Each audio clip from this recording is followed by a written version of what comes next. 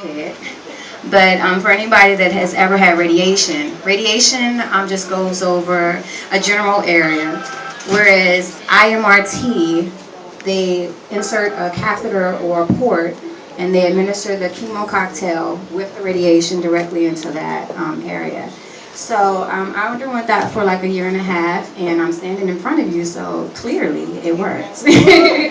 um, the only encouragement that I can give anybody, and I know with the other survivors, um, even after chemotherapy, you still deal with side effects. You still deal with hair loss. You still deal with things with your skin, with your teeth, your bones, and things like that, depending on the intensity of your chemotherapy. Because at the end of the day, you have toxins, which is poison, deposited in your body. I mean, of course, they kill the bad cells, but they also kill good cells too.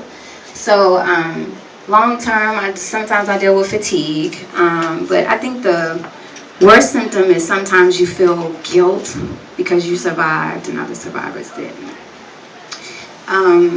I was told by my therapist, because I have my own little Ayana Van Zandt that I go to once a week, and she explained to me, and I'm going to explain to you, there are two survivors in the cancer battle.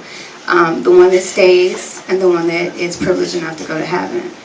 The one that stays, they are not a better Christian. They didn't say a bigger prayer. They didn't go to a big church. They didn't have better doctors. Their only purpose for survival is to tell the story of the person who passed. So that's why I'm here today, to encourage you all, tell you my story, and then also encourage you about the people that have passed before. Thank you.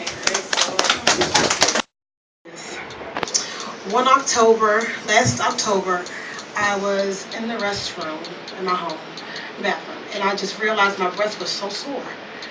And I proceeded to go ahead and do my exam that I've never done before, and I had a bloody discharge from my nipple. So therefore, I proceeded to go to the doctor. The mammogram showed that there was nothing there, but they still wanted me to go to the surgeon, which I was like, something is wrong. Went there.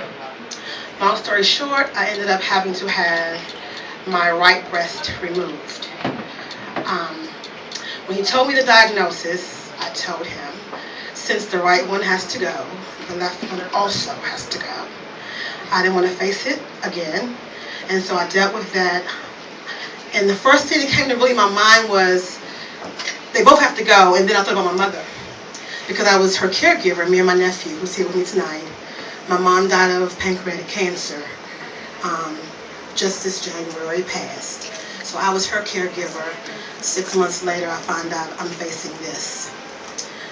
My mom passed away in January. And as she passed away in January, that very same week, I started my chemo. I watched my mom go through it. And that what encourages me. My mom was 70 years old, 71. And I said, if she could do it, I could do it. I would tell anyone that's facing this to live. Live as normal as you know how. Don't give in and don't give out.